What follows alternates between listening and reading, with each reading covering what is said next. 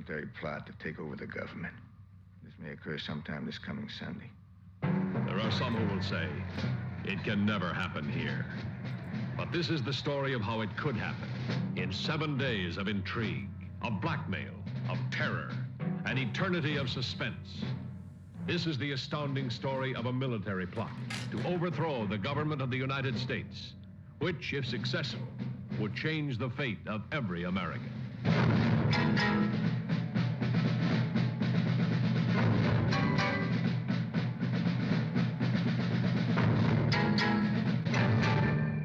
You're a nightcrawler, Colonel. A peddler. You sell information. Are you sufficiently up on your Bibles to know who Judas was? Yes, I know who Judas was. He was a man I worked for and admired until he disgraced the 4 stars on his uniform. 7 days in May, the first day, when a Marine colonel wondered who was inciting screaming mobs in Madison Square Garden.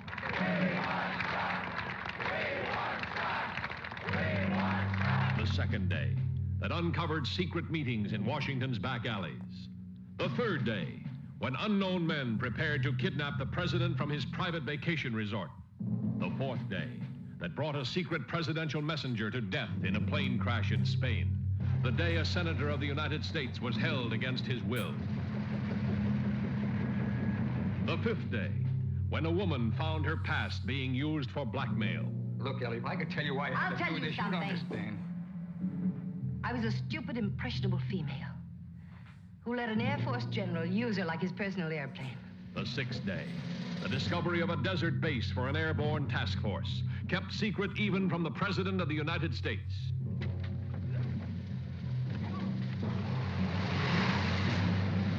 The seventh day, when the head of the Joint Chiefs of Staff dared the President of the United States to stop the conspiracy that couldn't be proved. You're not a weak sister, Mr. President. You're a criminally weak sister. You say I've duped the people, General. I built them. I've misled them. I've stripped them naked and made them defenseless. You accuse me of having lost their faith, deliberately and criminally shut my ears to the national voice. I do. Well, where the hell have you heard that voice, General? In freight elevators? In dark alleys? In secret places in the dead of night? How did that voice seep into a locked room full of conspirators? That's not where you hear the voice of the people, General, not in this republic. And I will not resign voluntarily. I'm going to fight you. And then we'll see which one of us the United States is willing to follow.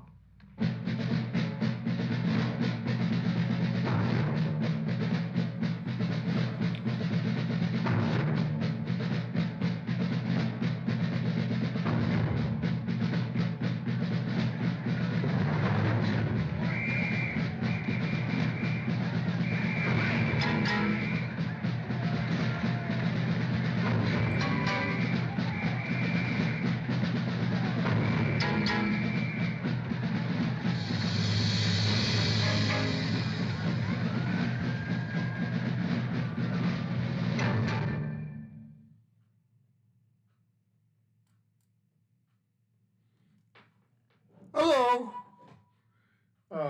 Excuse me, I got something I gotta do here. Let's do this. Yeah, that's a good one.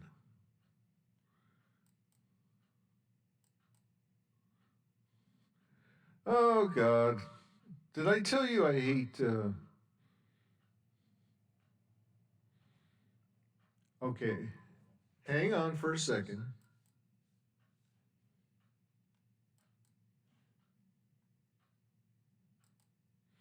Okay, we're back. Now, I'm going to do something unusual.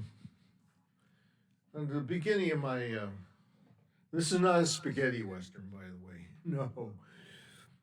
1964, while my generation was Googling over the Beatles and Ed Sullivan, going to the record stores, stuff like that.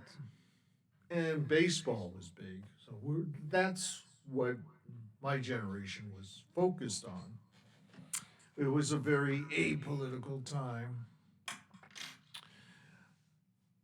A book came out in 1962 by Fletcher Kimball and Charles Bailey II. darling, sweetie, darling. Got this thing never. That's better. So, somebody got the idea, why don't we make a movie out of this? Well, this movie didn't have mass appeal because the way they made it, and shame on John Hammerstein, whatever, Frankenheimer, John Frankenheimer. This movie was. It was plot driven, but it was boring. Now, how can you make a movie that's boring about the overthrow of the government of the United States of America? Well, they succeeded, folks. Even though they had an all-star cast. Look at these people. Burt Lancaster, Burt Reynolds, Burt, oh God, Kirk Douglas, yeah, Frederick March, Ava Gardner, woo, woo, woo, woo. She was the only good thing about this movie. I mean, eye candy. I love brunettes, okay? I married one. But the guy who did the screenplay was, him.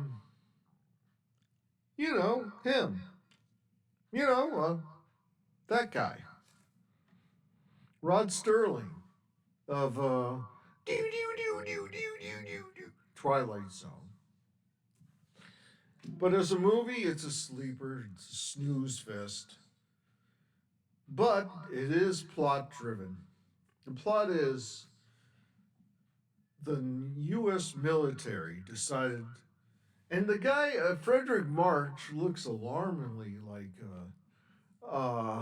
LBJ. I don't know if that was intentional, but he looks sort of like LBJ. No Southern accent, though.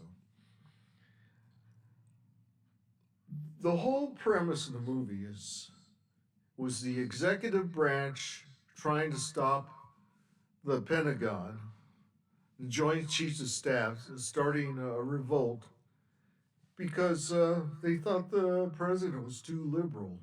So they decided to have the military take over the United States. Okay, good premise. You could have done better depicting, like blow-up scenes, like that movie from last year, Civil War, where they blow up the White House. I mean, that was a movie. But this could have been done as a stage play on Broadway. Because there's not much. It's a room and another room, and they're sitting in a room, and they're walking in a hallway, then they sit in a room. So the movie was no good, but the plot was ahead of its times. Here we are, 2025, and the executive branch of the United States wants to overthrow the government. But what's been really silent, now it's the Pentagon. There hasn't been a word about it. How this is going to end, I don't know. A lot of liberals and progressives are uttering the word fascism, fascism, like they got Tourette's syndrome. But they're being accused of being communist. Oh, Democrats, communist. Everybody on the left is a communist. What about the anti-authoritarian left, huh? Poopsie. So, in order to get a reference, this movie has to be seen for all you history buffs or you political junkies. This is, the plot is good. Maybe you should read the book. Maybe the book is better. But Ava Gardner, I'd watch it just for that. So here we are. And this is what I rather do. I don't like talking about politics anymore. It's all politics is fuck you, no, fuck you. No, fuck you, no, fuck you. That's politics in America. All right? So, good luck, Trump, in trying to being the dictator. You should have seen him last night on TV. He's very theatrical because his brain is TV damaged. Most baby boomers are TV damaged.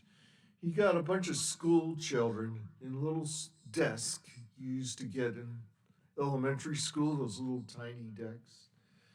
And why he's signing an executive order uh, uh, abolishing the Department of Education.